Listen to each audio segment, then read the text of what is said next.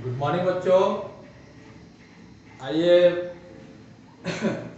Class 7 का topic है amount of heat.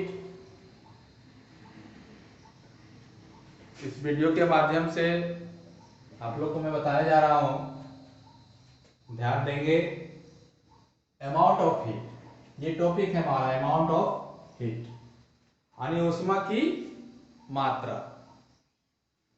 तो किसी भी वस्तु के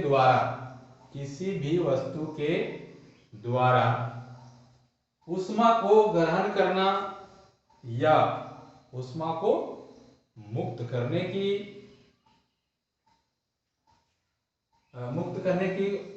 को हम लोग कहते हैं ऊष्मा की मात्रा।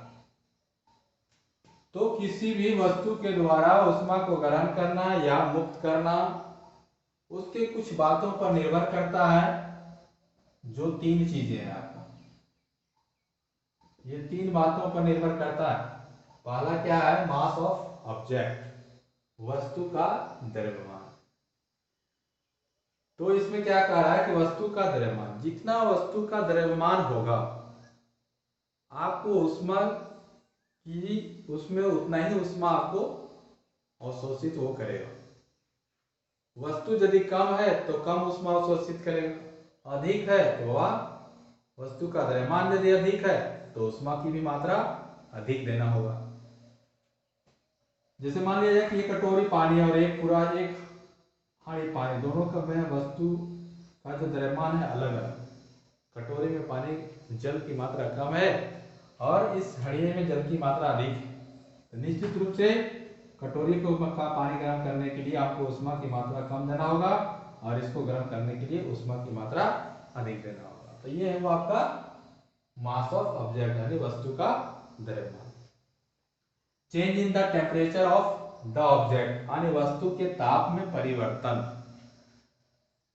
किसी वस्तु को या किसी वस्तु का ताप एक निश्चित मात्रा में यदि बढ़ाना चाहते हैं, किसी भी वस्तु के तापमान में यदि उसकी मात्रा को हम बढ़ाना चाहते हैं तो जितना उसमें तापमान बढ़ाना चाहते हैं उतना ही आपको ऊष्मा अधिक देना होगा। यदि आप उसका तापमान कम बढ़ाना चाहते हैं तो कम ऊष्मा की जरूरत पड़ेगी।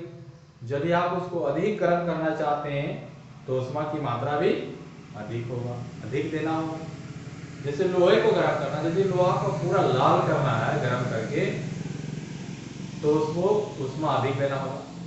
यदि यूं ही केवल गर्म करना हो तो ऊष्मा की मात्रा कम होगी। तो ये हुआ उसका ताप, वस्तु के ताप में परिवर्तन। अगला है nature of the material of the object यानी वस्तु के पदार्थ की प्रकृति।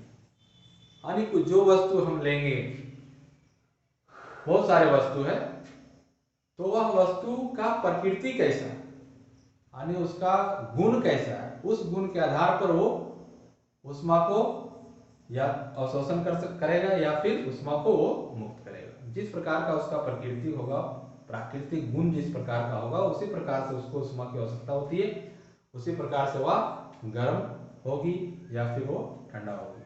तो आपका ऊष्मा की मात्रा, अमाउंट ऑफ हीट, किस माने कौन से वस्तु को कितना चाहिए नहीं चाहिए, ये 3 चीजें पर निर्भर करती है। Mass of the object, change in the temperature of the object, nature of the material of the object. तो ये 3 बातें हैं जिसमें आपको ऊष्मा की मात्रा की आवश्यकता होती है, अमाउंट ऑफ हीट की आवश्यकता होती है।